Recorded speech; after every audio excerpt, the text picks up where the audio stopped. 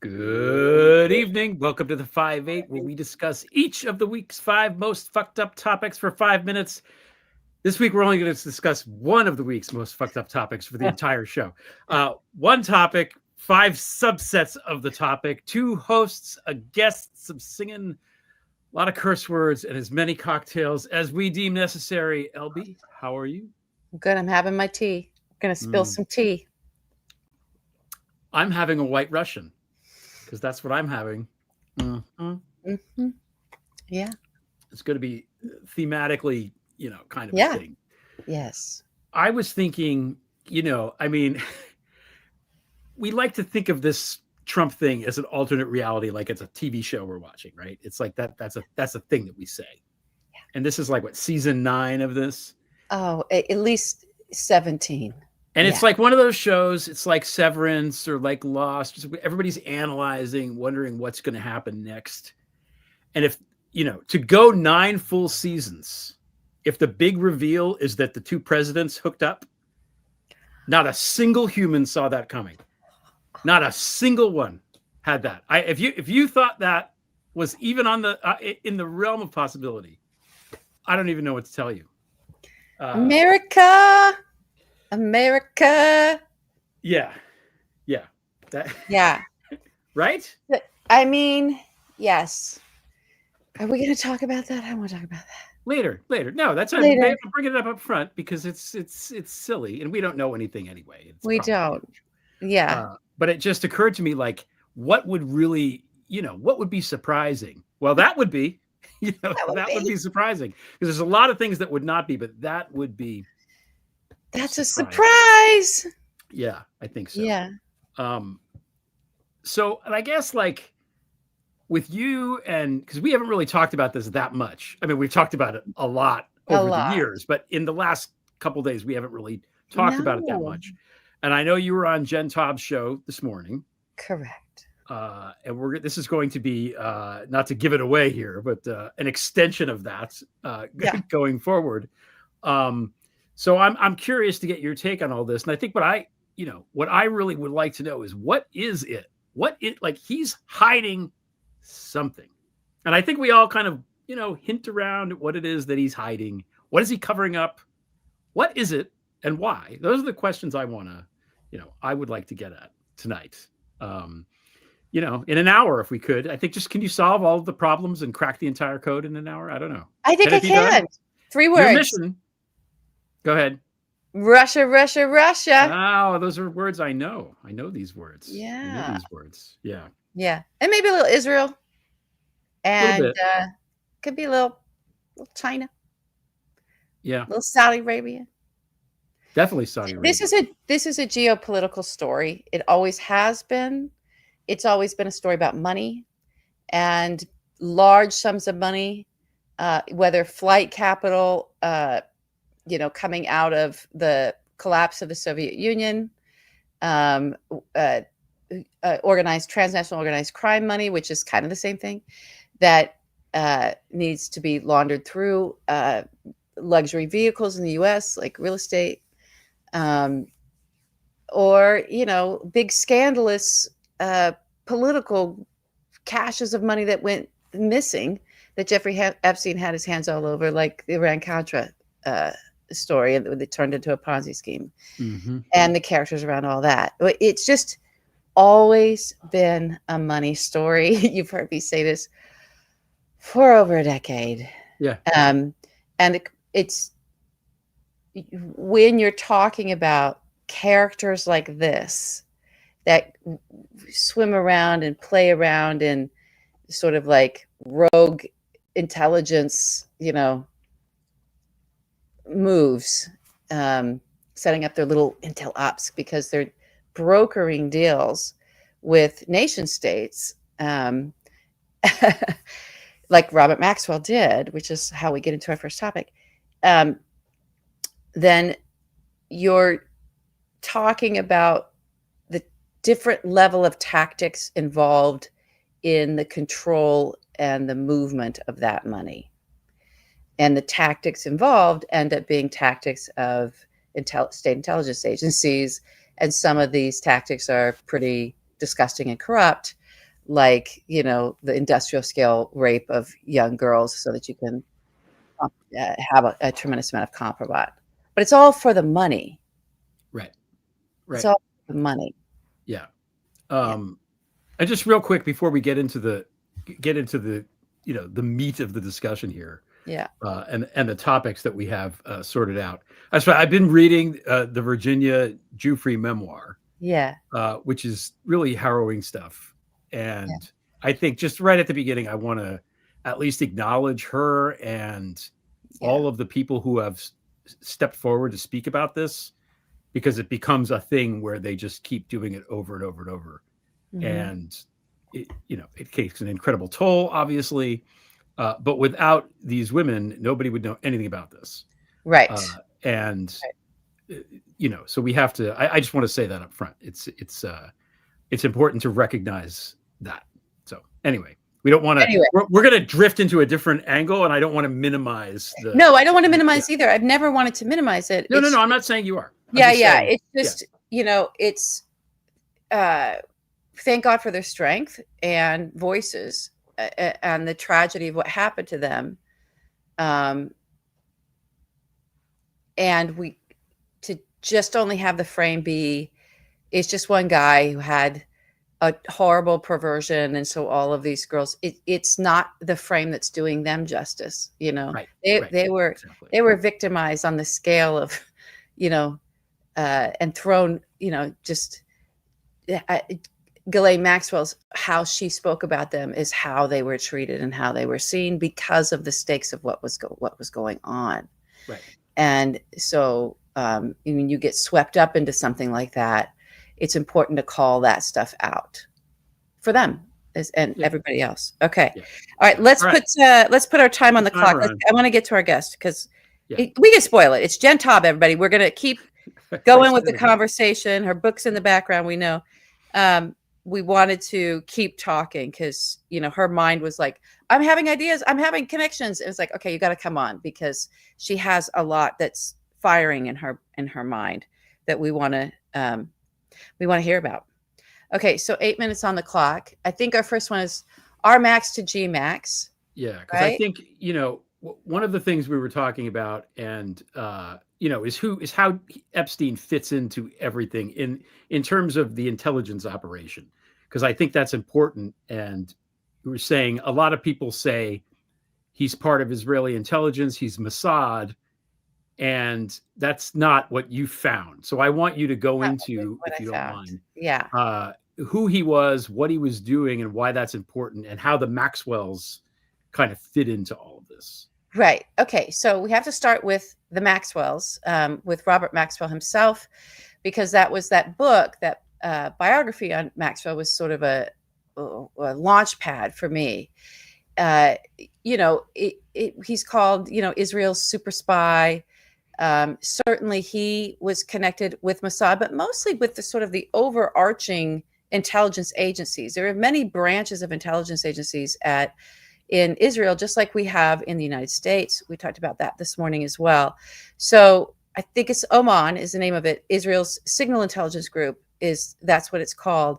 And that's what the source for that Maxwell book about Maxwell's spy activities was a man named Ari Ben Menashe, or still is, kind of a controversial source, but, folks like Craig Unger had said to me, he's, he didn't like him and he had difficulty with him, but it turned out that the information that he got from Ben Menashe, and this is for a story from way back when, not the Trump Russia stuff, turned out to be accurate. So there were journalists I trusted that were also telling me, he's, if you can get him to say something, he's right talking. So that two things came from Ari Ben Menashe. And the first was that Robert Maxwell knew Jeffrey Epstein. So that Ben Menashe met Jeffrey Epstein because Robert Maxwell brought him to meet him when he was a senior intelligence officer, Ben Menashe, for Israel. So there's this myth that Ghislaine and Jeffrey wove that, after her father died, which she said he was murdered off the side of the yacht, Lady Ghislaine, she went to New York, decided to try to figure out how to make money, got into real estate, and that's how she met Jeffrey. Ben Menashe is saying, no, she knew him well before. Maxwell was, she was clearly smitten on him. Maxwell, her father, was taking him under his wing and trying to bring him into his own sort of business, or the family business, which was being an sort of freelance intelligence work, right? So yes, Robert Maxwell worked for Israeli intelligence. He also worked with the KGB quite a lot. That's very well documented as well, taking gifts to them. He was business partners with Semyon Mogilevich in some of the fronts that they were running, in the business fronts that they were running, presumably to, launder capital out of the Soviet Union, Mogilevich being the head of the Sultanate of Bratva, and also the man instrumental in putting Vladimir Putin into the presidency. Viktor Orban was once a bagman for Mogilevich, and showed up at Putin's doorstep, I guess, with $1 million in cash at the time. This is back when Putin was just an intelligence officer back in the Soviet days. So there's all these characters we're seeing now. Maxwell has this connection, this through line. That's how big of a fixture he was on the world stage. He also, there's a huge FBI file on him. Everybody can look that up in the archives and read about it. He was a media guy, all of that, but he also was very, very close friends with the Queen of England, the former Queen of England. So close that they would, there's video of him walking with her for some games that they were throwing. He was a British citizen, so and he knew her very well. Their children obviously grew up together. That's how Ghislaine knew Andrew. And there's even footage of him touching her, having his hand on her, holding an umbrella for her, touching the Queen. And her guards, her people are back behind. He's front and center with her. They're that familiar. She doesn't, they were close. So that's who he was. He was also involved in Iran-Contra. And he was kind of at the core of that. There was a tremendous amount of money that United States was sort of positioning and trusting Israel with as this go-between to kind of, because there was a war between Iran and Iraq, and Israel had its stake, its own thing that it wanted to get out of that. And so Iran needed update its equipment, but it had bought it was old U.S. stuff. I'm talking about war, weaponry and all of that. And so there were funds and everything that were getting held by Israel and flowed through Israel. That was the Iran part of Iran-Contra.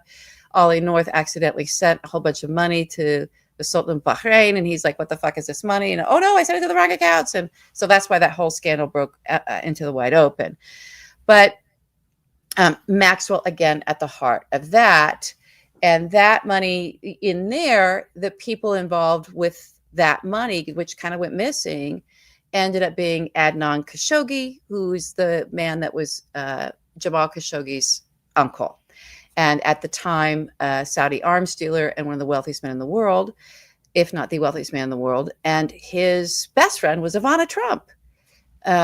Plenty of information on all that. And the only yacht that Donald ever had was Khashoggi's yacht, which also was wired to the teeth like Epstein's homes, wired top to bottom, right, with surveillance and recording devices, presumably to capture people in the acts of things that maybe they were being compromised on, and then that's blackmail material that nation states would have.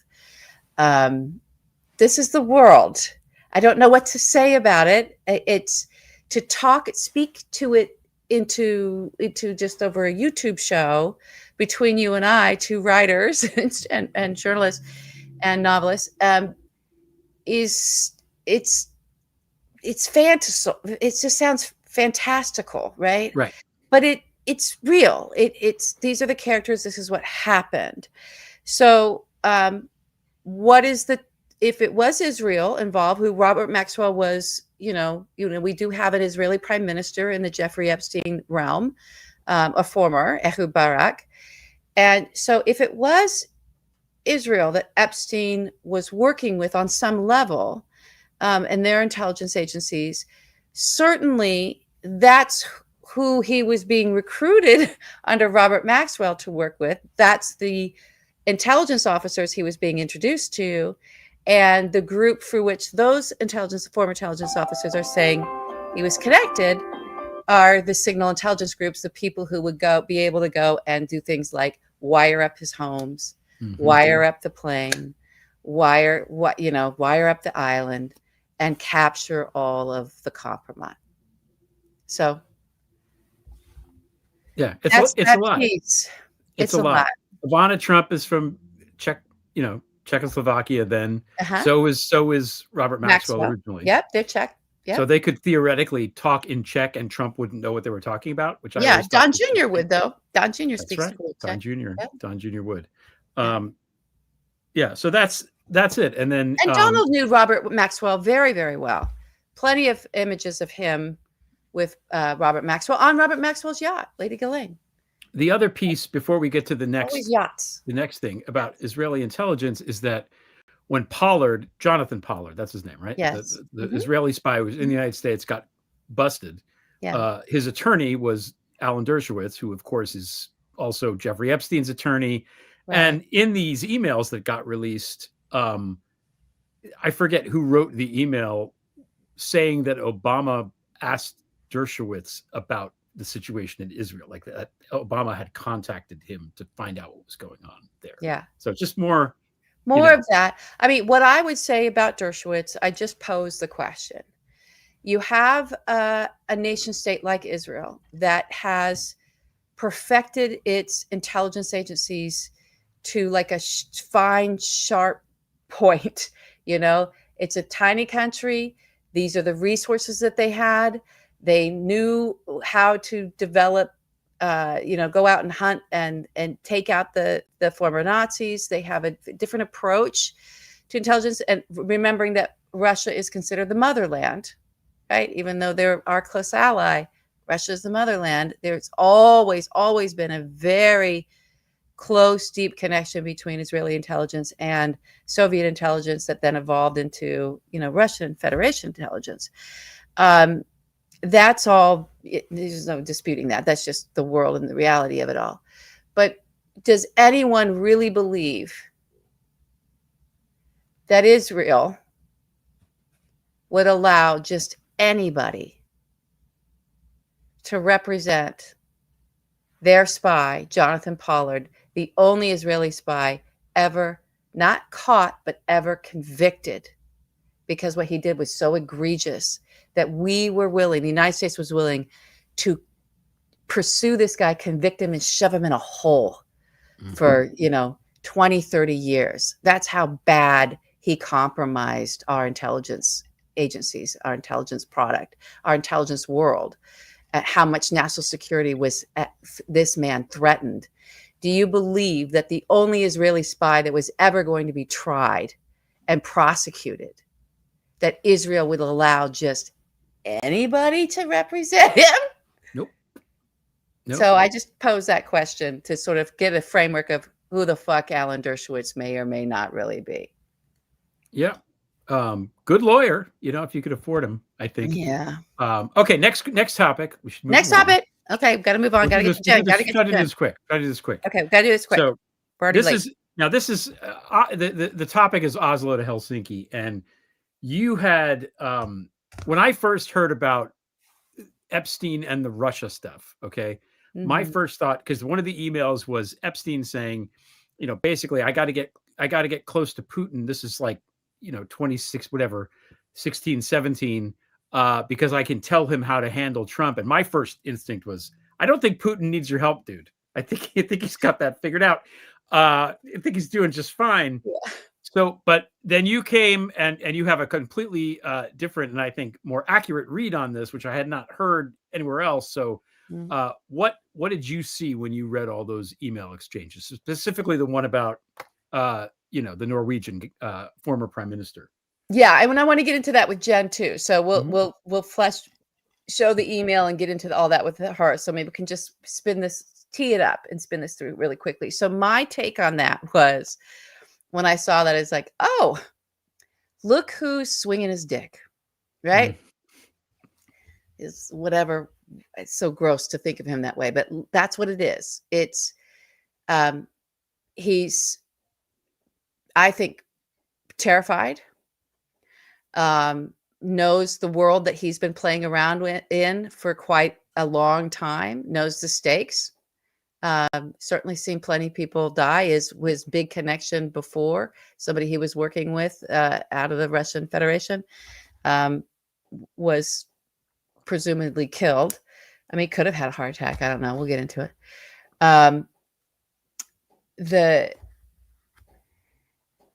If you're Jeffrey, if I'm Jeffrey Epstein, and I believe, and knowing that Trump is Krasnov, knowing how many ties Trump has, there's no way Jeffrey didn't know all the ties between Trump and Russia and Putin. And he's sitting there watching Trump go Putin, Putin, Putin, Putin all the time, right? So Epstein's reaching out to say, I got something you don't got. I've got something you don't got. And as somebody who Russia would know, and most people knew at that time, was in the business of private intelligence brokering. Like, I'll launder your money. I've got some compromise to sell, and you're Putin. I don't think, and you've got Krasnov in your pocket. You've got complete control of the United States presidency, complete control over the president. That so much so they could just yuck it up, right? He's your boy. All of a sudden, this guy's coming out saying, maybe he won't be your boy that much longer. Let's talk. Because he could give that to China. He could give it any number of places. And all of a sudden, Putin's not holding all the cards on Trump. That's how I read it. The other piece that you were saying, and just quickly, is that by doing this all via email, because Epstein worked for Aman, which is, I think, AMAN. That's how it's spelled. I think so. He knows that these emails are going to be read. So when he's typing something up and sending it to himself, that's his way of just sending a little, pigeon into the air. Creating a record, knowing if he's being watched or anything, here it is. Yeah. But also in some of these emails, he says, you got to talk in person. You can't. This isn't something to be written about or talked about over the phone, is the implication. Must be in person, must be in person, must be in person. So that's someone like, for Jeffrey, who's informed on how all that shit works, that's saying, you want to keep this private. It's that level. It's that level of security. And there's no way that Putin is going to ignore Jeffrey Epstein. This is a man who was flying around with Bill Clinton for so long, who was Trump's best friend for 15 years. He knows full well who this guy is. And what he's got. And if he says, I've got something that you don't got, and then 3 weeks later, boom, Helsinki happens. Yep. Yeah. So we'll get into that. When Jen comes on, but oh God, we have to, we have to take a quick commercial break because I guess this is an oldie, but I think this is out in paperback now. So new print. Yeah. From a quiet town in Yugoslavia to the city that never sleeps comes the year's most irrelevant book. When I was a little girl in communist Slovenia, life was hard. My mother no have Prada handbag. My father no drive Porsche 911 Turbo. The intimate story of an unlikely journey from streetwalker to catwalker. I meet man named Paolo. He promised to help me. He say we'll be best. The autobiography no one asked for by the first lady no one respects. I become Mrs. Trump number 3. But as they say in Slovenia, third time is charm. Melania. My story, my perspective, the truth. And also pictures of my vajiji. A coffee table book, memoir, and money laundering vehicle by Melania Trump, who is somehow only 54 years old. Melania, coming October 8th. Seriously, This is a real book, actually being published. The cover is all black, and it just says Melania in big white letters. It's like the Spinal Tap album. I'm not even making this up. I can't believe we're living in this absurdist timeline. I don't care. Do you? Melania, KMN. There it is. There it is. For the record, I actually did download that fucking book on Kindle because I needed to read it for the Melania piece. I did. It's not as good as other books I've read. Let's just leave it at that. It's not gripping. It's not gripping. All right, we've made her wait long enough. Our good friend, the author of this book behind me, Big Dirty Money, and other things besides, Jen Taub, how are you? Jen Taub. You're on mute. Oh, there you go. There we go. I'm still stunned by that commercial. It made me so happy. I need to laugh at this point because this timeline is it's pathetic. The timeline here. Yeah. Okay, let's see. Can we hear you okay, Jen? Is that what you're looking for, Greg? I'm sorry, Greg. There you go. What happened if I picked up my mic? Yeah. No, I was just laughing about that commercial. It pleases me to no end to mock ridiculous people. I've been revisiting my love for Samuel Clemens, also known as Mark Twain, and I think he's going to get me through this time period. Oh, good. The satire, yeah. Good. Little Mark Twain. A little Mark Twain. Yeah, that was Chunk doing the animation as always. This is like a year and a half ago we did. Okay, this time just flies by. It's classic though. It's still a bad book, so. And my wife doing the Melania voice. So shout out Stephanie. Shout out to Stephanie. Not my third, but first. The only one. So first and only. That's it. That's not me. That's how it goes. That'd be St. John. Yeah. So you've been sitting here now, Jen, listening to us. So what's on your mind? What do you want to talk about first and foremost? You want to hit this email about the Russia thing and I'm trying to this morning Stephanie and I were trying to look at this email drop through a Russia lens, and thinking about why it was, because I'm still trying to think about why did they decide, meaning Bill Barr and those guys, to prosecute Jeff Epstein when they did in 2019, and then whoever decided to let him die, either orchestrated his death or let it happen, right? So why did that happen when it happened? Because that guy was out there before, right? He was out there. We've seen the emails before the first Trump election as a potential threat to Trump, and we know from the email that we've been looking at the email in which he's sending this to this European leader, telling him, "Hey, hook me up with Lavrov, the guy I used to talk with about Trump is dead now." That email, right? That happened. Wrong one. This one. That one. That happens in June of 2018. As Stephanie said, that's just a few weeks before that very telling Helsinki meeting, telling by body language, where they walk out of the room and Trump's body, it looks like he has a neck collar on and he's on a dog on a chain and he's got his head down, his shoulders swooped. And obviously Putin has told him something to the effect of, "I fucking own you now.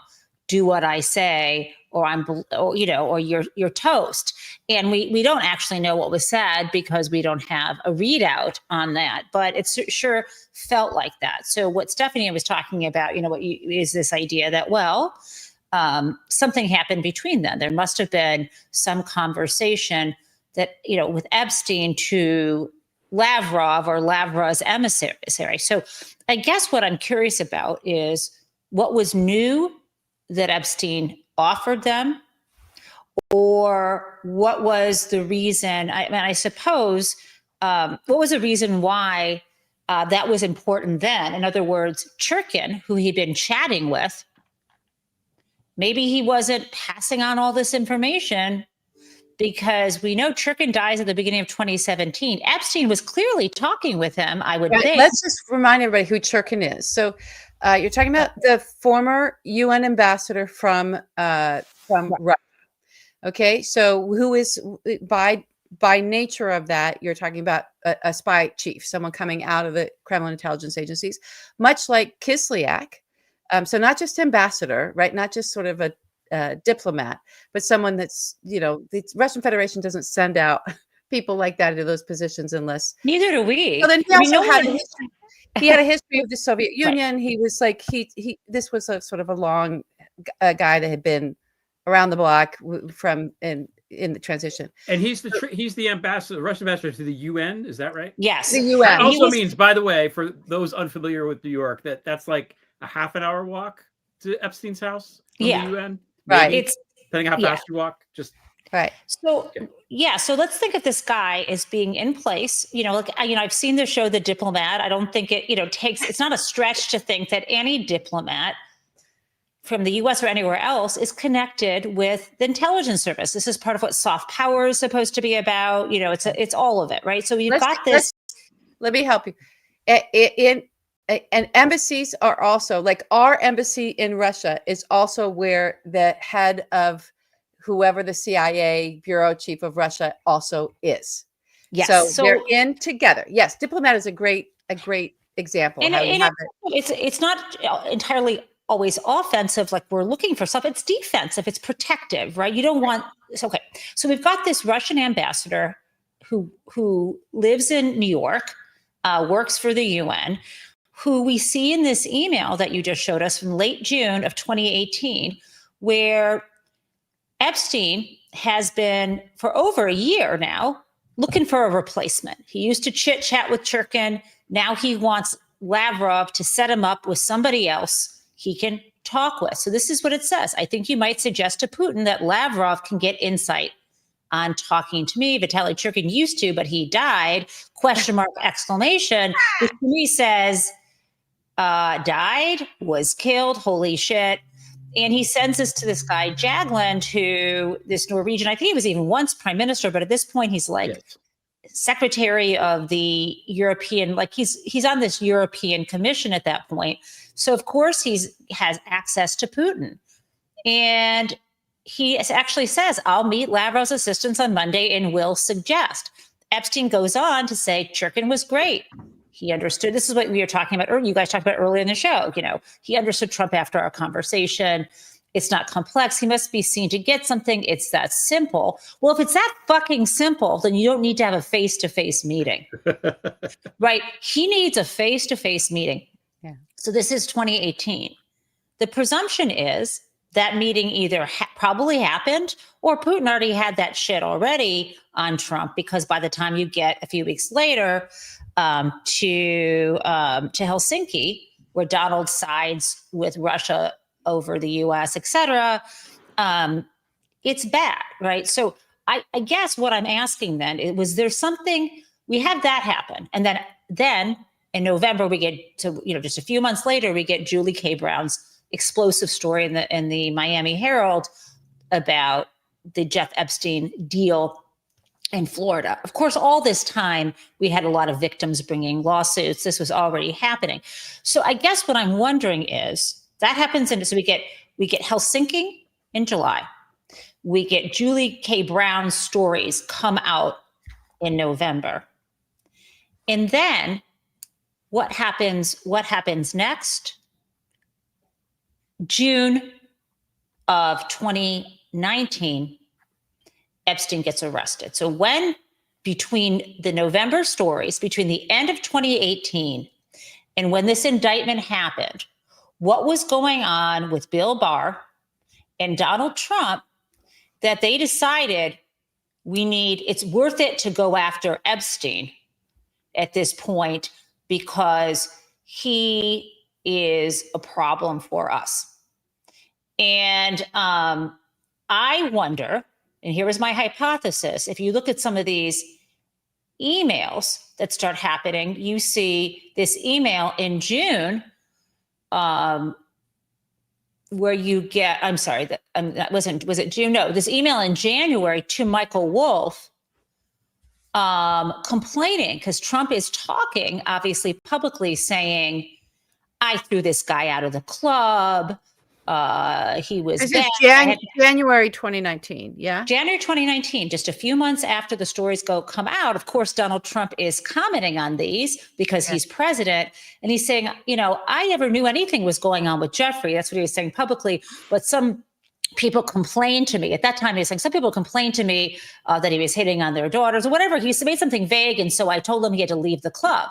Well, this pisses off Epstein. So we have this January 31st email to Michael Wolff, complaining and saying, of course he knew about the girls. That's why he asked Ghislaine to stop essentially recruiting them. So you get that.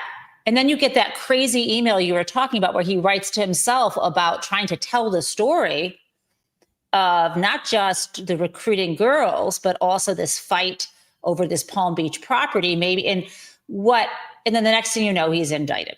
So I have this other question. I don't know if it's a theory that Michael Wolff is a fucking loudmouth, or something, whoever the contact, I've got two different theories. It could both be true. Whoever Epstein spoke with, that person was more loyal to Donald Trump than he was to Epstein. Well, Bannon is the person who was Michael Wolff's main source in Fire and Fury. Not saying Bannon was talking to Epstein. Bannon was talking to Michael Wolff. Right. Bannon was loyal to Trump. Bannon is in that circle. Putin basically said, watch your back. Your boy Epstein has shit on you. Because maybe the stuff Epstein was talking about was the same photos he shows to Michael Wolff. Right. All we know is something happens where they decide it's worth throwing Epstein under the bus.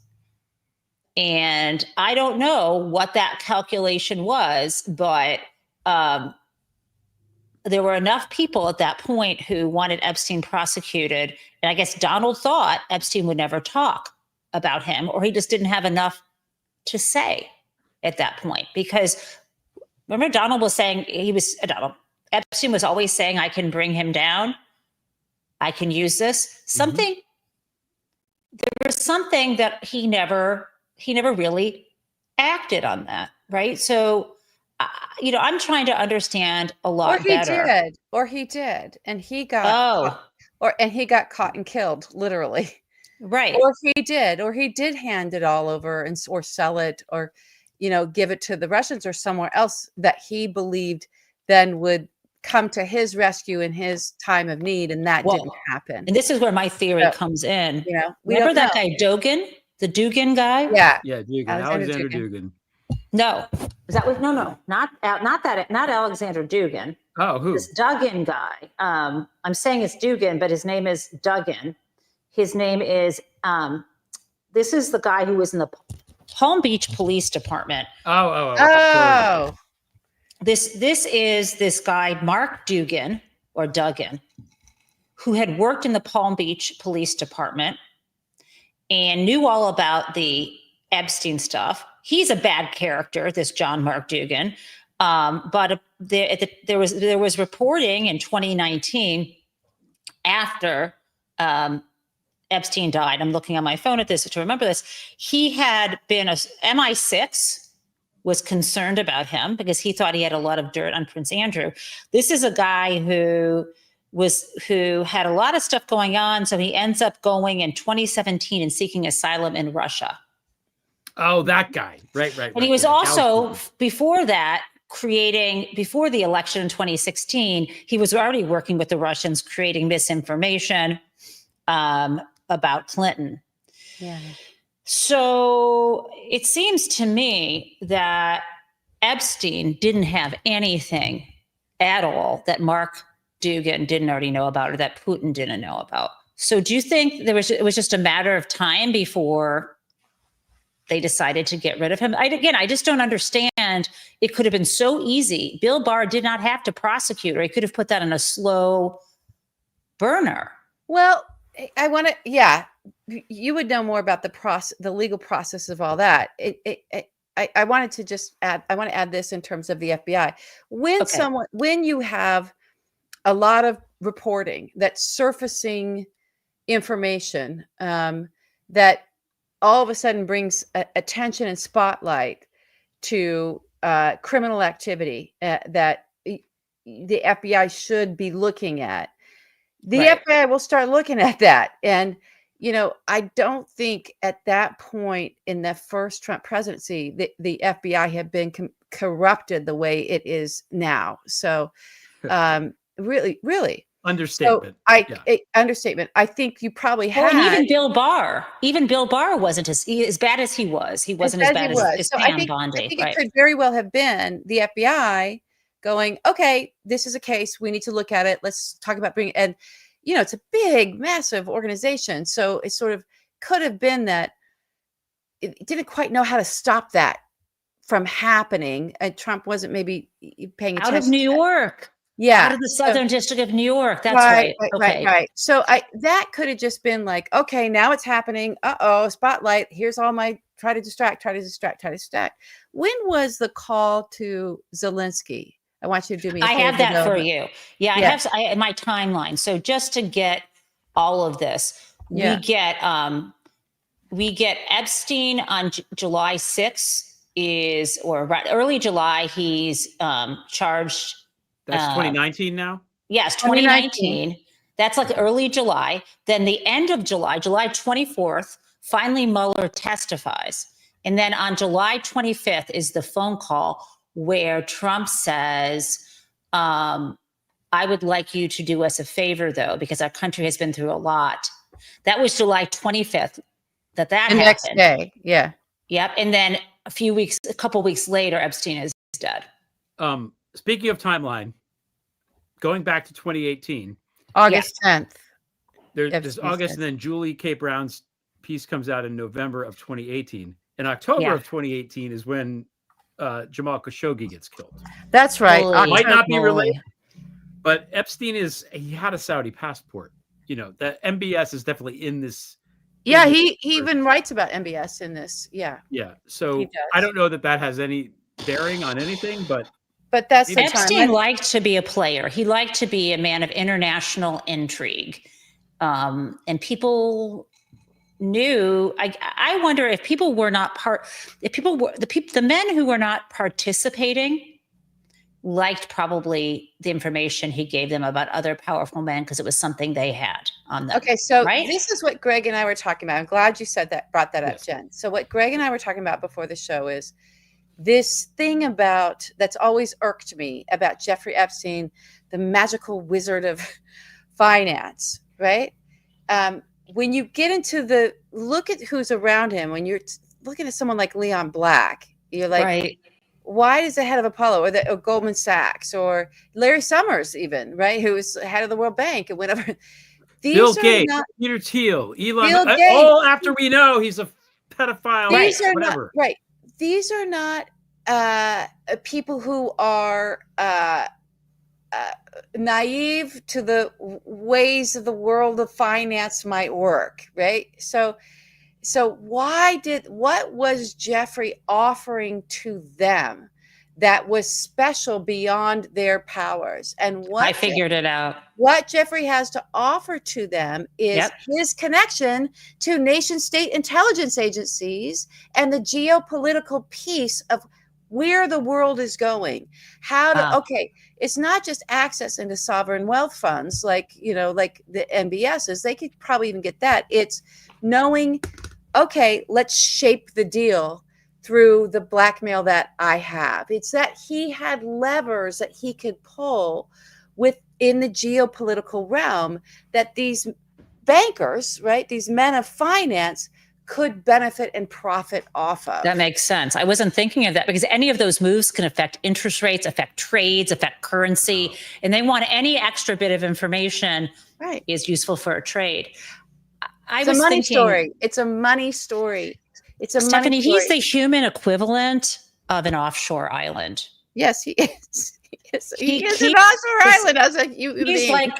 It's called Little St. He's like James. That's what it is. It's Little St. he's a James. secrecy jurisdiction in and of itself. He will he will find your secrets, he'll keep them, maybe he'll sell them, but he'll create them.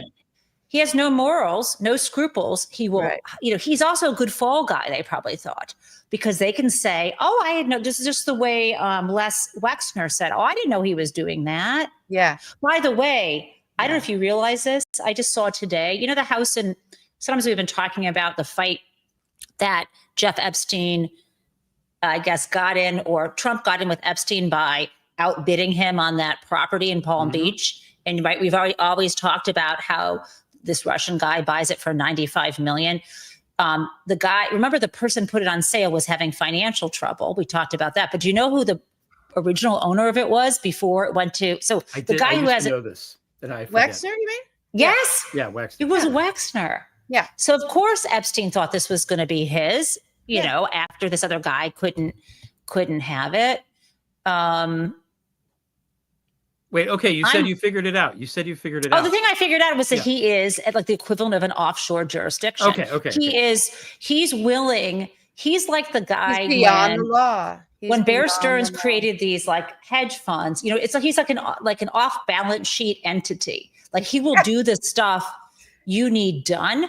Yeah. He's like a bag man extraordinaire for all these people. I like Stephanie's idea, though. I didn't think about him as being a repository or a connector or sort of the hub for information for international intelligence services. And that must be what Thiel and Elon Musk like about him too.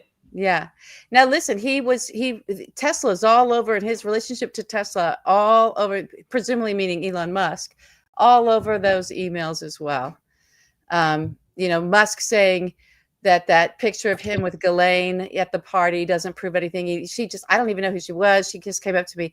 All of that is ringing really hollow now as well. Elon Musk lied? No, get right out of town. And Musk having, his own open line to Vladimir Putin and talking constantly to Vladimir Putin. Peter Thiel, by the way, they do make medication to make you not sweat. Prince Andrew doesn't sweat. Peter Thiel sweats too much. Maybe they could, I don't know, come to some sort of agreement. The guy always the sweaty Nazi. And he thinks his DNA is superior in the chat for you guys. Have you seen the drawing in the Wall Street Journal? So they have, the Epstein email cache, 2,300 messages. And they did this drawing of the messages. 1,670 of them mentioned Trump. Oh, I can't get it because I don't subscribe to shit. On this, I have the Courier one. Okay. The Courier one is good. Do they have? It looks like a sperm. Actually, I hate to say it, but they have all these messages. It really does this picture. I know the thing you mean. And Clinton only 512. So I am curious how Pam Bondi is going to investigate the powerful men that were connected with Jeff Epstein and somehow ignore all the Trump mentions. I mean, let's talk about that. Can we move into that? I think that's our fifth one, right?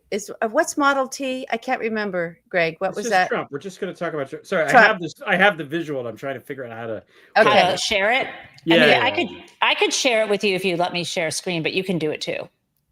Yeah. Don't let me do it. Don't let me share screen because I'll be a mess. My whole computer is covered with I'm just going to send this to myself. It'll take 2 seconds. Okay. This is the one time the airdrop isn't working. The one time the airdrop isn't working. This is like our fourth topic. So you're sticking around with us. Yeah, we're going to keep talking, Jen. Okay, awesome. Good. So the Model T just sort of like going into Trump, but wanted to talk about what about this move, right? Of Pam Bondi Trump now directing Pam Bondi to investigate the Clintons, basically. He wants to go after Democrats. Oh, there we go. There it is. Oh God. It's that size because I have no idea why these dots are the way they, but anyway, I mean, that is evocative of a sperm now? I mean, am I wrong? It is. I didn't even think of that, but yeah. It is. Okay. Everything has to be so gross with this with these men. So pornographic. What she was getting at was that Trump has ordered Pam Bondi to do an investigation into the Democrats, which means that, as Mark Elias pointed out, A, he's telling his AG what to do. B, he's targeting political opponents, and C, whatever laws. Not that there's laws anymore. Oh, God, but there's is no this a laws situation anymore. where if they open this investigation, they can say, well, we can't release the Epstein files now. There's the investigation. Yeah. So if is it really that and are the American people so fucking stupid that we're going to buy this shit? This is clearly such a goddamn, cover. Okay. I got 3 things for you. Good. Okay. Number 1, this would be a great thing for the Democratic Party to get rid of these bozos. But I don't. And number 2, she can say we can't share these files. It's going to be hard legally. It's going to be hard politically because she stood in front of us in July, said there's nothing to see here. They literally said the whole thing was closed. There was that memo. And 3, Jay Clayton, the former head of the Securities and Exchange Commission, is now the U.S. attorney who's going to do this. If he doesn't submit his resignation, what the hell? I mean, this is crazy.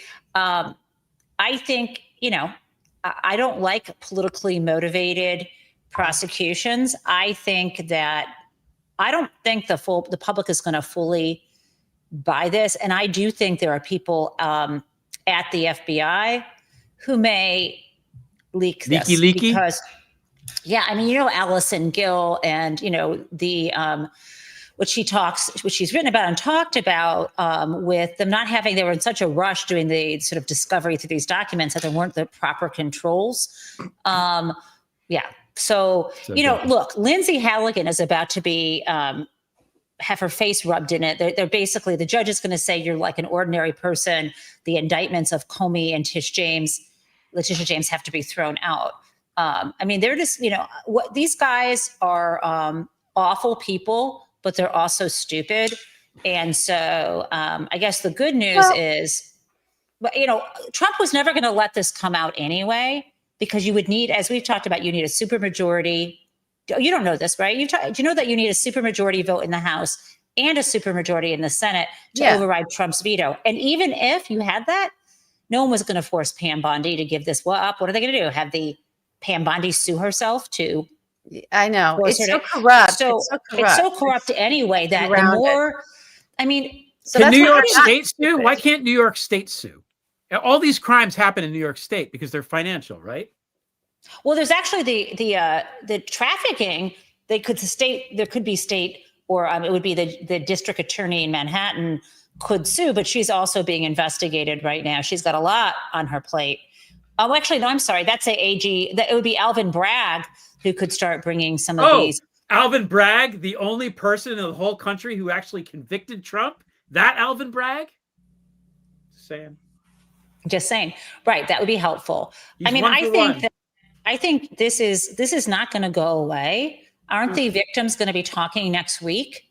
The victims, I don't think. Stephanie and Greg, you might disagree, but do you think the victims are going to sit by and allow this to happen when they just handpick only Democrats and ignore anyone who's a Trump friend? I don't think so. I don't know. I don't know what they're going through. I don't like putting this on them. I don't. Okay. It's. Well, let me ask you something else. It's really weird that Virginia Roberts Giuffre was always so full of praise for Donald Trump. Now, some people have said it's because she thought he'd promised to release the files. But I'm confused about that email where Epstein is telling Maxwell that he spent many hours with Roberts. Roberts has said that nothing happened with them. Are they just saying that she knew they spent time with her, so he knows what she was doing with me? I'm fully confused about that. You're still reading. Let's go to the source here. Let's go to the source. Let's go to her book. Because I wanted to talk about this anyway. And okay, I listened to it on Audible, but I don't have it marked up the way you do. This is the very end, and I read the beginning of the book and the end. And just to say, this poor woman, my God. Oh my God. Her childhood is atrocious. The Epstein stuff isn't the half of it with her. I know. It's awful. It's awful. And a friend of mine online told me today, go read this chapter or this part because it's important. So shout out. Okay. She writes, this is on page 360. You may notice that while I've named some men in this book, I have not named all the men I was trafficked to. Partly that is because I still don't know some of their names. Partly too, that is because there are certain men who I fear naming. The man who brutally raped me toward the end of my time with Epstein and Maxwell, for example, the man whom I've called the former prime minister in court documents, I know his name, and he knows what he did to me, even though when others have sought comment from him about my allegations, he has denied them. I fear that this man will seek to hurt me if I say his name here. We can probably all guess who the former prime minister is. Okay. Ehud Barak is who she's referring to. Yeah. There are other men whom I was trafficked to who have threatened me in another way by asserting that they will use litigation to bankrupt me. One of these men's names has come up repeatedly in various court filings, and in response, he has told my lawyers that if I talk about him publicly, he will employ his vast resources to keep me in court for the rest of my life. Alan Dershowitz. That sounds like Dershowitz, yeah. While I have named him in I'm saying I don't want to be in court. Maybe Alan. I don't want to be in court either. I don't know. Not with him. I have no idea. Well, we know because she's named him in sworn documents. She's named him in a lot of documents, and he has. This motherfucker's in the goddamn files. Okay. I fear that if I do so again here, my family will bear the emotional and financial brunt of that decision. And now we come to the key paragraph here. I have the same fears about another man whom I was forced to have sex with many times, a man whom I also saw having sexual contact with Epstein himself. I would love to identify him here, but this man is very wealthy and very powerful, and I fear that he too might engage me in expensive, life-ruining litigation. So, I don't know. There's two guys there. That third guy, I don't know. Sounds Trumpy to me. Could be. But elsewhere. Oh, wait, but not in this book. Elsewhere. It doesn't matter. I'm just going to, I hear you. Yeah. What's also interesting in that is she's saying, and I believe her, that Epstein, this wasn't, because this gets dismissed when it's been brought up before. It's no longer, now it's out of Virginia's mouth and her words that Epstein, it wasn't just young girls that was going on with this guy, right? There was sexual depravity happening. And I'm not saying his adult sex was a depraved thing. I'm just saying this was a guy, he was all over. He was all over the place. He was, it wasn't just the industrial scale rape of minors. Right. It was grown men, and that can create its own form of compromise. Right. Well, I mean, this is what Andrew elsewhere was saying, that there were these orgies on the island. I think that's what and elsewhere probably. But you're right. That is a whole other level of compromise, especially when you have often repeated, this guy was not a tech wizard. Someone set these video cameras up, right? Everywhere. The other thing is, it's important to remember, because a lot of stuff, she got sued by Dershowitz, and she sued Dershowitz. They came out with these statements. So she's not allowed to say anything publicly about Dershowitz. One way or the other. So there's lots of stuff like that. Something you say under oath in a deposition or in court or to the FBI, that you can take to the bank to some degree as being true, if you're Virginia. Giuffre, not if you're Ghislaine Maxwell, who lies all the time. But she has a carry, she lies too. And something in the memoir like that is clearly true. Something she says in the press she can lie or skirt the truth about it. And if she's really afraid, if I'm just, I'm asking a question. We're just asking questions. Right. Just asking If she was really afraid of Donald Trump, to say something that suggests that he was innocent would be a way to make it so that he wouldn't go after her. I mean, especially when you see what happened to Epstein. He's dead. Yeah. He's dead. And Jean-Luc Brunel. I mean, everyone knows what happens. Trump is a mobster and the president of the United States. He's a foreign intelligence asset. All of the things. He's all of the things. Oh my God. And scary guy. That's how it is. Now, what we wanted to talk about now, I remember now, because this is Model T. It doesn't matter. We're hitting all the notes. We're doing great. We're doing great. Okay. We're hitting all the things that I wanted to hit. Good. Okay. We wanted to talk about the models a little bit. Model T means Trump Modeling Agency. I knew that was so again, we go back to the timeline. We go back to the timeline. I have my timeline. Modeling. I have a timeline here too about the modeling agency. Interestingly, the timing relative to when Jeffrey set up his modeling agency, right? February 1999, Trump Model Management created. 1999, and at that time, Melania is 29, Trump is 53, Ghislaine is 38, Epstein is 46 years old. Just to put it in perspective. Also, 1999, Melania and Donald go on Howard Stern and give an interview. Donald divorces Marla. Donald announces he's going to run for POTUS. In 2000, this is a big year. There's a GQ spread in January. In February, there's a tennis tournament where they're all at Mar-a-Lago. Jeffrey, Prince Andrew, the whole lot of them. 2000 also, Ghislaine Maxwell recruits Virginia at Mar-a-Lago. So that's this Can I add one little money thing to this? Yeah, go. So right before 1999 was the year 1998. Yes. And something really special happened for Donald in 1998. And that was Deutsche Bank loaned Donald the $2 billion despite no one, offering him money, right? This is this guy who was in the hawk, billions of dollars. I just want to point out that happened.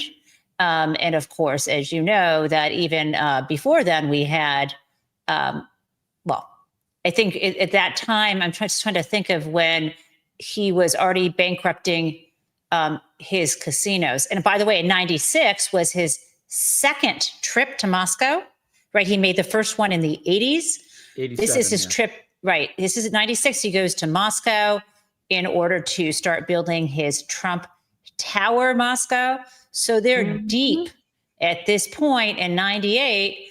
He has a new turn in his life. He's got this money. Deutsche Bank wasn't supposed to make this loan. There's this whole story. And this is right around the time you're saying it's right that he starts this modeling agency. They recruit in 2000, Virginia Roberts. That's what's all happening then. When he took the presidency, when he was sworn in 2017, he owed something like $300 million still to Deutsche Bank, something like that, right? It was it was a lot. Oh, I remember. Right. It was a lot. As but they it was would say, even as my more, boss would say, it was real money. It's real money. Yeah. In 2001, so just a year after these, in this little 1998 to 2001, is it the Big turn of this time. century? Y2K, big time. Right. In 2001, Andrew was appointed by his mother as a UK Special Representative for International Trade and Investment. And he held that post for 10 years until he was forced to resign because of his ties to Jeffrey. Ooh, and that's interesting. That time you said 2001? 2001 to 2011. That's all sloshing When through Jersey. When the business in Jersey exploded. Shout out Stuart Sevray. Right. And if you think about, you said 2001, it was 2002 when New York Magazine puts out that piece calling Epstein the international man of mystery. It must have really helped him to have that connection with Andrew. The guy that wrote that is in these files a lot because Yes. he then went on to work for the New York Times, and apparently the New York Times sat on a lot of this Epstein Trump dirt because they were too busy pursuing the Hillary emails story. Yeah. Meanwhile, the Epstein emails so much more interesting and relevant. One thinks done with that piece of paper. All right, Trump. The other person he was involved with, Andrew, while doing this international trade and investment, basically taking care of his mother's money, right? Was Gaddafi. Oh my goodness. Yeah. He just this was also this dark, seedy underworld of seedy characters in the geopolitical play that had their hands in money pots and were moving the money around. And Epstein helped Andrew get in there. And Epstein wanted that Queen's purse as well, so he could go and turn to the other people, the seedy characters that he was doing shit with as well, and say, I've got the Queen's money. That's what we're looking at. And throughout this, because, this morning, Greg, Stephanie was pointing out that, the fall of the Soviet Union, right, the beginning of perestroika, and then, of course, the looting of the country and the rise of this mafia state there happens in like 1991. And it's from the jump, right? Yeah, in 99, Putin's running for president. In 2000, he is that's 10, elected. Right. I'm just saying, in that same little period we were talking about, we've got Semyon Mogilevich literally been in the back working to get Putin elected on election day. Like, he's there. So, and he was known as sort of Putin's guy. So that helped him get that presidency right in these same years, in this same pocket when Donald has been laundering money for him. And now we go back to 1991. In November of 1991, Robert Maxwell falls off the yacht off the coast of the Grand Canary Island. In December of 1991, on Christmas Day, the Soviet Union collapses. And then after that, Jen, what you're talking about comes to pass. And so there are these two moments, right? There's 91, and then this other moment when Putin steps up and he's never stepped back. What I want to say, though, is, right, like, as this is all happening, Donald sees the Russians as his new bank. Everyone else is tired of him going broke, so he found a different bank, Putin's bank. And in 2010, right before we get this, I guess in 2010, kind of like the year before that email, the one where the dog hasn't barked, Jeffrey, in 2010, Jeffrey's been out of prison for about a year. This is when Donald gets money from the Russians to help with his Trump Tower in Canada, right? It's always Toronto. Yeah. Toronto. And then, eventually we get, in 2014, as you know, we get Eric saying, we don't rely on American banks. We have all the funding we need out of Russia. And this isn't just for bailouts. This is individual Russians buying condos everywhere. Russia was his sugar daddy. Yeah. His piggy bank. So we have this overlay, and I guess I'm trying to figure out that Epstein looks like a total schmuck, thinking that he's got a real line in. He thinks he's giving information to the Russians. They're just watching him. Mm-hmm. They had Donald Trump was their boy, and they wanted him to stay in office because they were having this fight with Ukraine. They wanted Trump to stay in office. The fact that in 2018, right when Putin's still trying to, they haven't invaded Ukraine, but they're, Donald Trump is trying to get, he's totally trying to manipulate the hell out of Vladimir Zelensky. Putin's had his eye on Ukraine this whole time. That's his focus. Donald Trump is his tool. He hated Hillary Clinton. He hated Obama's sanctions. Donald Trump is his tool just so he can get Ukraine. And this guy, Epstein, actually thinks he can be helpful. I wonder whether, I'm starting to think between Israel and Russia. It's like that Agatha Christie book, Murder on the Orient Express. It's actually not clear how many people killed Epstein? Like, I wouldn't be surprised if you watch the missing videotape. Oh, we're laughing about it. Oh God. And you have all these assassins, because who didn't want the guy dead? Who didn't including want him himself. dead? Yeah. I mean, I can't figure out now who killed Epstein. No, was it the Israelis? Was it the Russians? Was it the Americans? Was it a victim? I mean, who the hell? Was it Jeffrey Epstein himself? Did he get a tap on the shoulder saying your time's up? It's time. Yeah.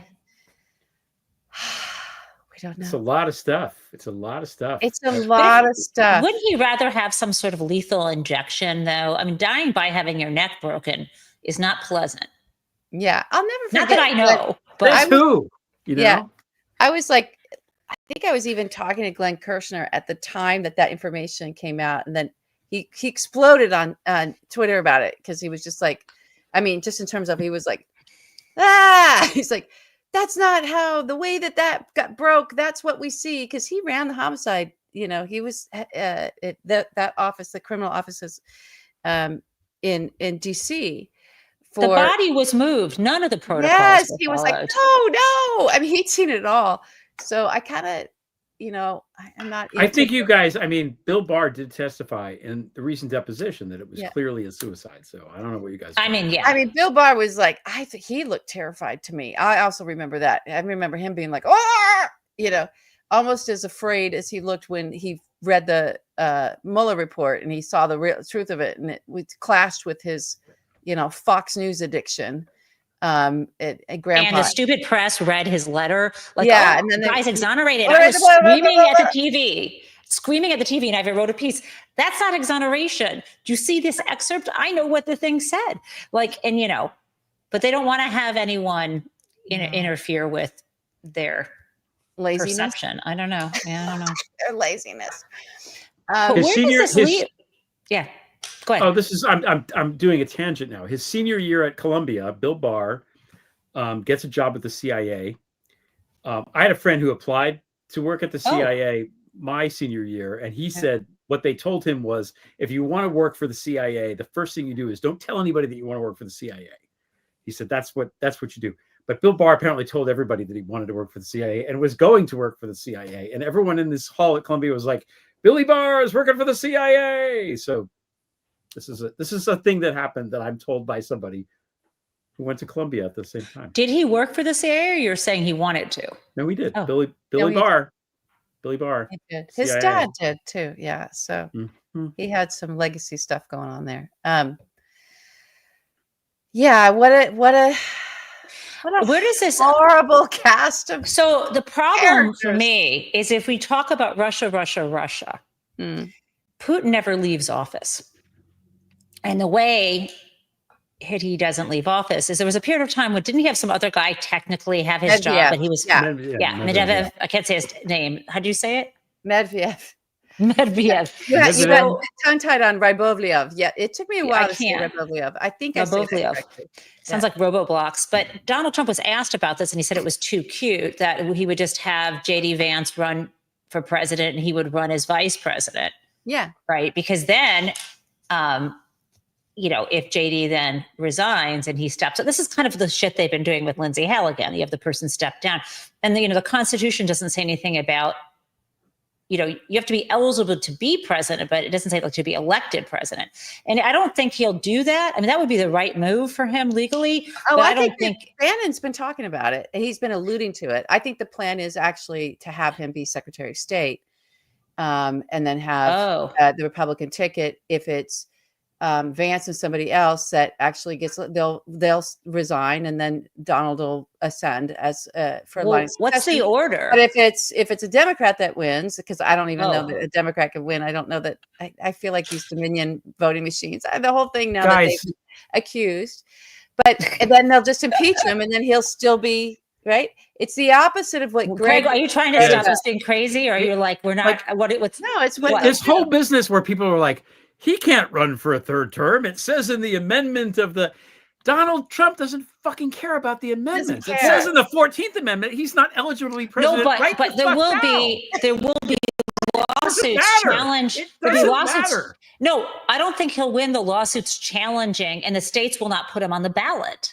As long What as is it gonna everybody do, keeps using invade? the word Colorado run. put him on the ballot, even though he was ineligible. That's different because the Supreme Court ruled that the insurrection clause and disqualification in the 14th Amendment wasn't self-actualizing, even though it and is. that Congress. You're That's talking different.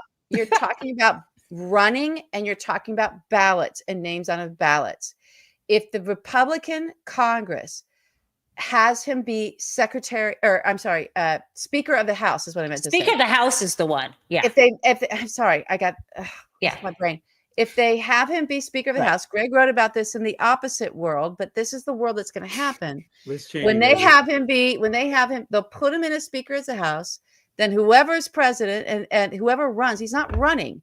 He's just in the third in line of succession, and they'll get rid of the top two. They'll either walk away if they're Republicans or if they're Democrats. They won't go. Why would they leave? He's going to be 83 years old, and his brain is already Swiss cheese. They'll just tell him he's president. I'm talking about. And listen, let's be sober for a second. Hang on. No, he wants to not be a lame duck, and they're going to keep this alive. Let's be sober about this for a second. You're right.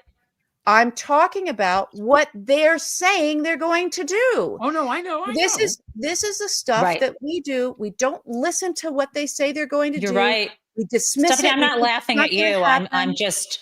Then they do it. They mean it. It's ridiculous. Yeah. It's outrageous. It's un-American. It's all of those things. It's illegal.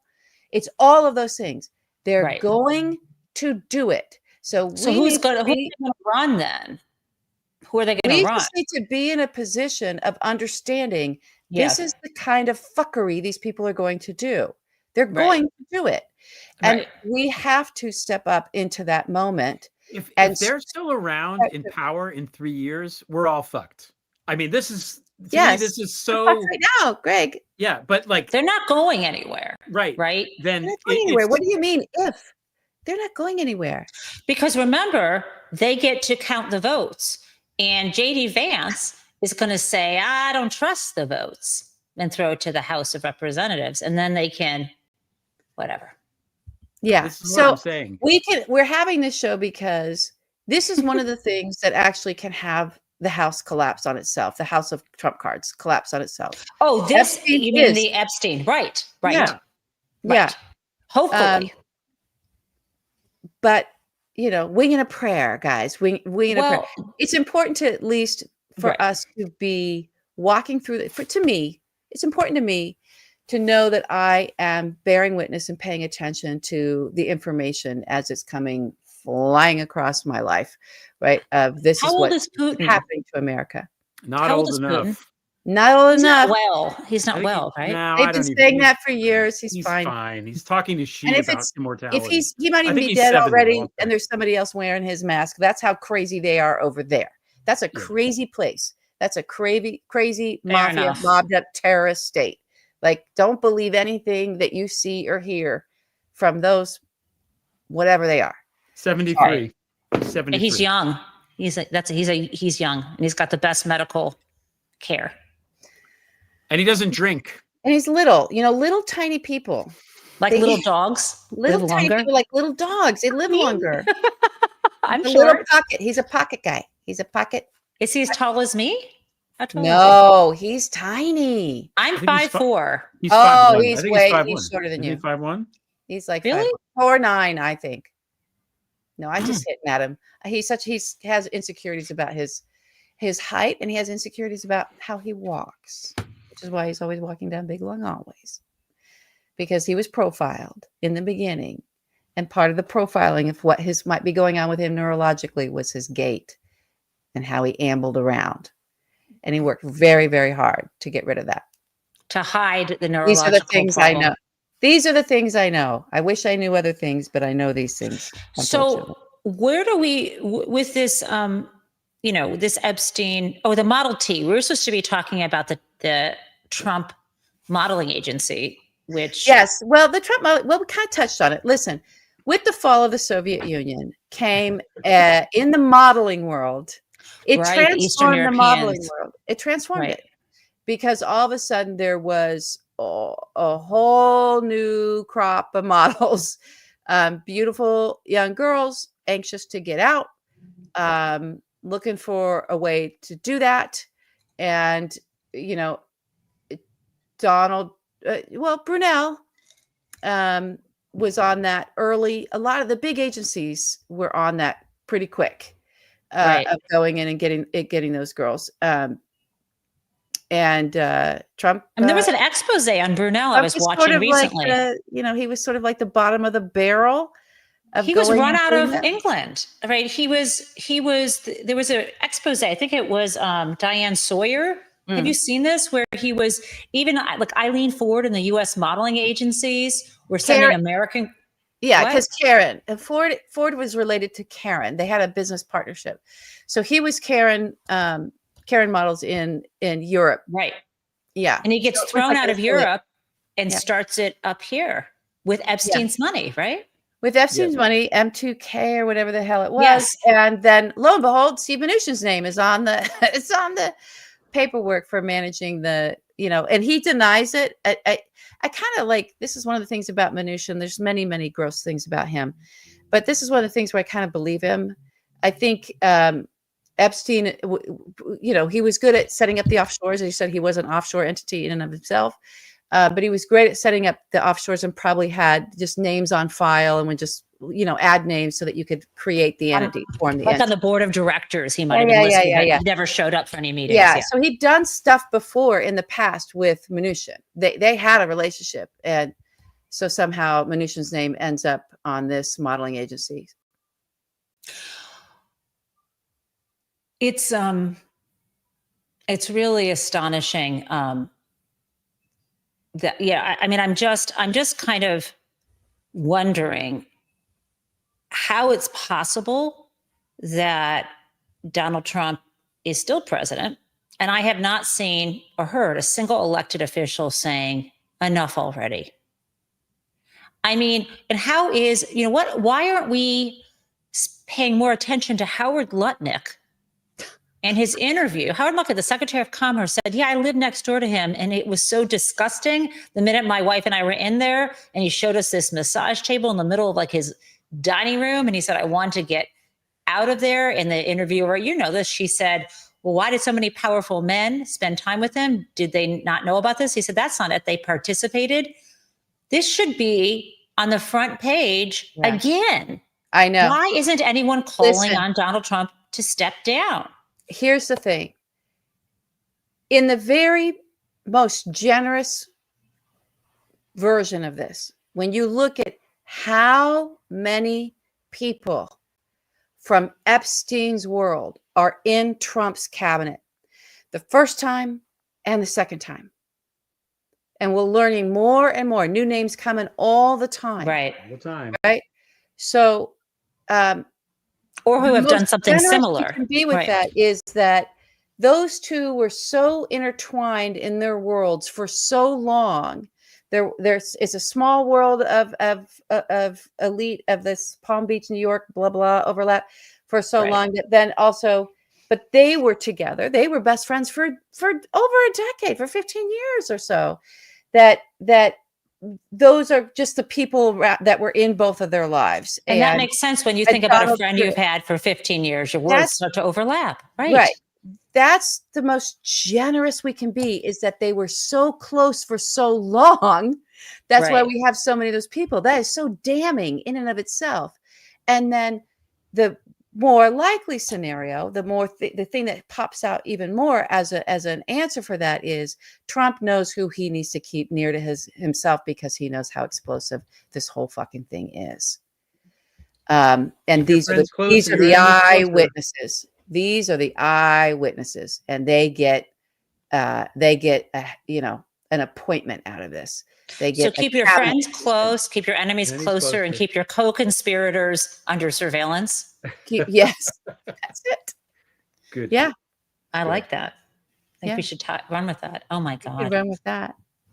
So somewhere in that horribly damning spectrum is the truth of it all. And yet you're right, Jen, that this is tolerated at any level, that the party, this is a party now, the GOP, that is also okay with Nazis, So More than okay with them.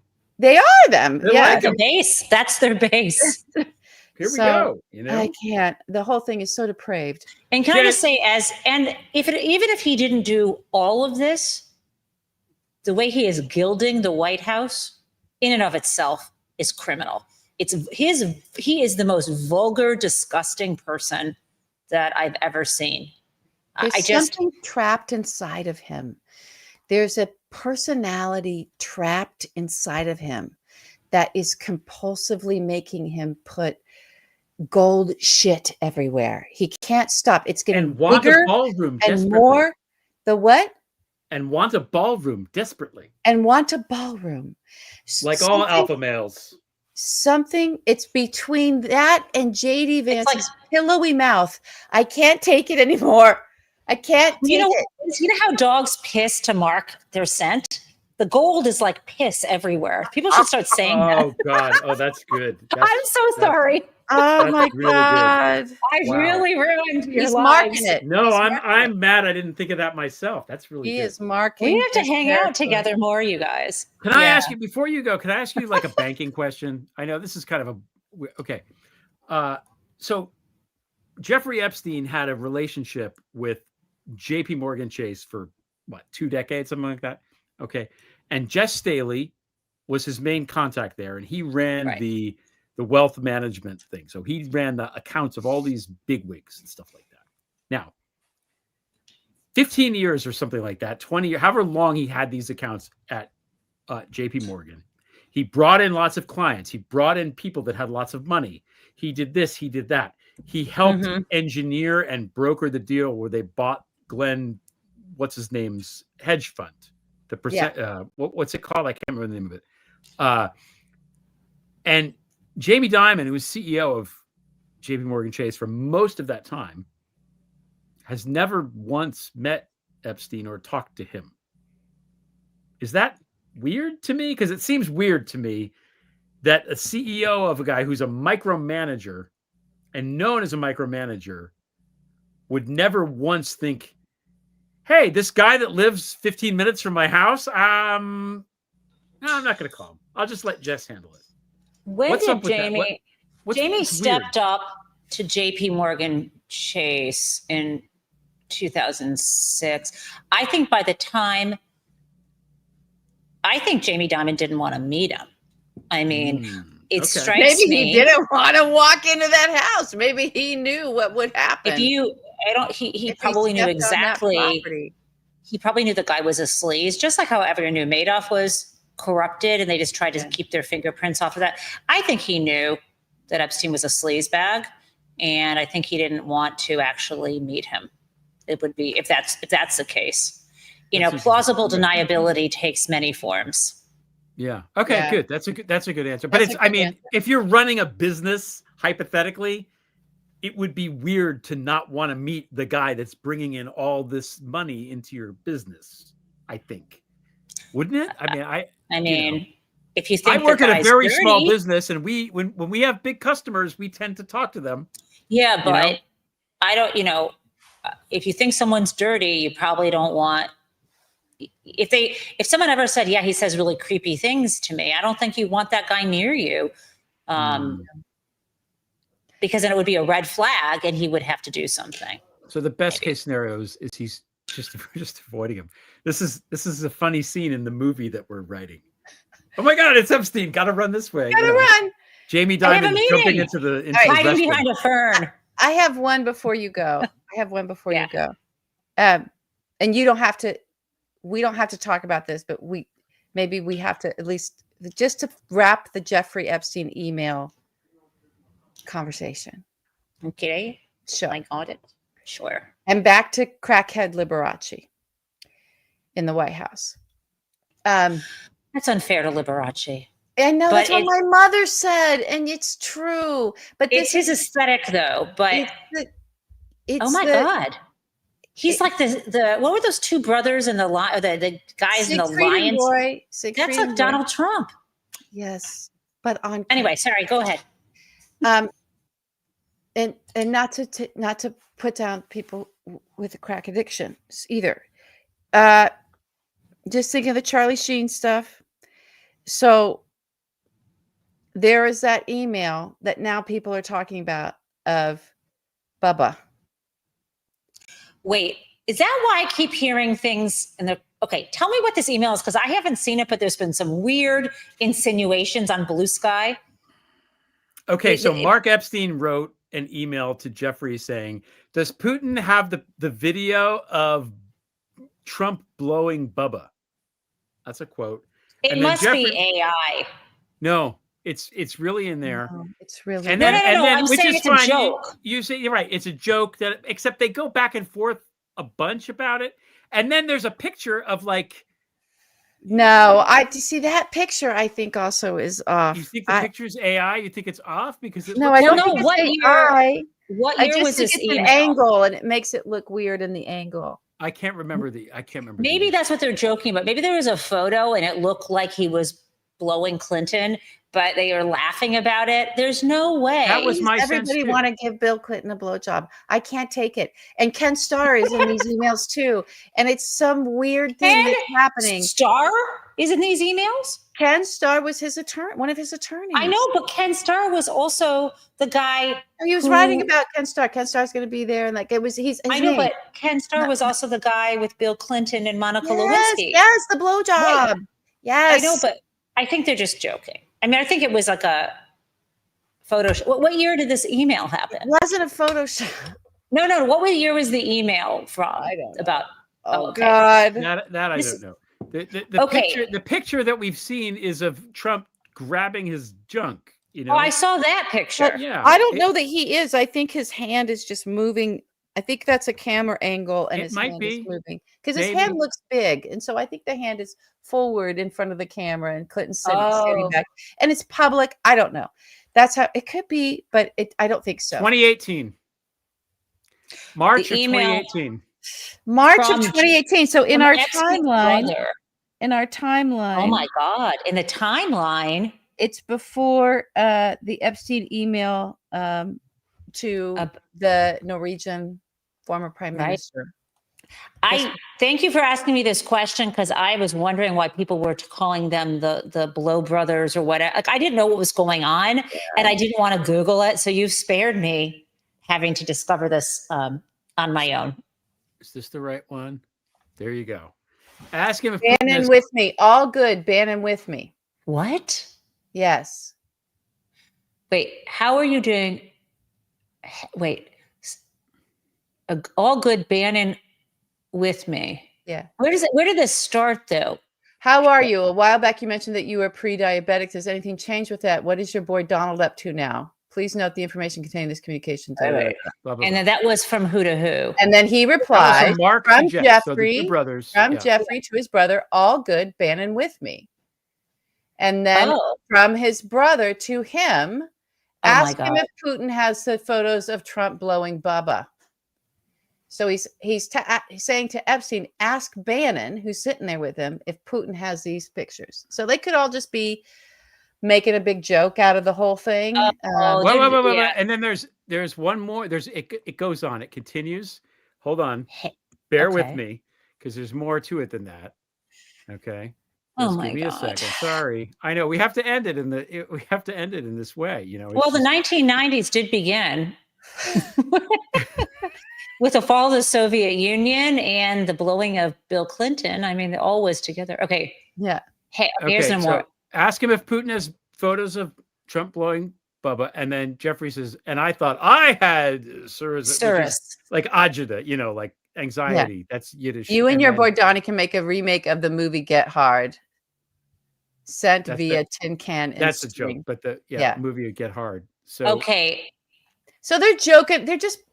It's locker room talk, everybody. It's just locker room talk. Is it? But why would it be Trump blowing Clinton? Like, what are they trying to get at? Like that I don't even understand any of this as a metaphor. I'm not very fun with this because I just don't think it ever happened. Because they were very good friends. They were not very good friends. Trump was palling around with the Clintons. He was. Oh, that's right. They were at his wedding. They were at the wedding. He was at the wedding, at Chelsea's wedding. He was a figure. He was a figure in Democratic political donor stuff. Trump was. Before he was a Republican, he was all over that. So if Epstein's And hanging out it with makes sense. Epstein Okay, is, go ahead. you know, Clinton was palling around with Epstein, flying around with him, using him for whatever. There's no way Epstein was in the Clinton White House. He visited them there. There's no way Bill Clinton didn't know that Jeffrey Epstein was entangled and involved with foreign intelligence services. He probably, that might have even trust washed him in some manner or form. You know, this is the president of the United States at the time that has any kind of, it's not like he's not going to have that kind of level of vetting on someone like Jeffrey Epstein. Enough to like fly in the plane to Africa for the Clinton Foundation, that whole thing. That's what was going on. At the same time, Donald Trump is best friends with Jeffrey Epstein. You know what needs to happen? I have a solution to all these problems. Timing thing. You know how we're never going to see the Epstein files because of Pam Bondi? You know what we need? We need a hearing where Michael Wolff, under oath, tells everything, because we know that Bannon was his source. We know Epstein was his source. This man has photos. He needs to testify under oath. I would pay for tickets to that. Let's pay. Let's make it happen. Pay-per-view. No, I'm serious. Why don't they have Michael Wolff? Oh my God. Just saying. Don't know what that means. Just saying. Holy shit. Well, they took a trip. I mean, that could just be that. I'm not trying to justify. I really am not trying to cover up for anything. I want us to like.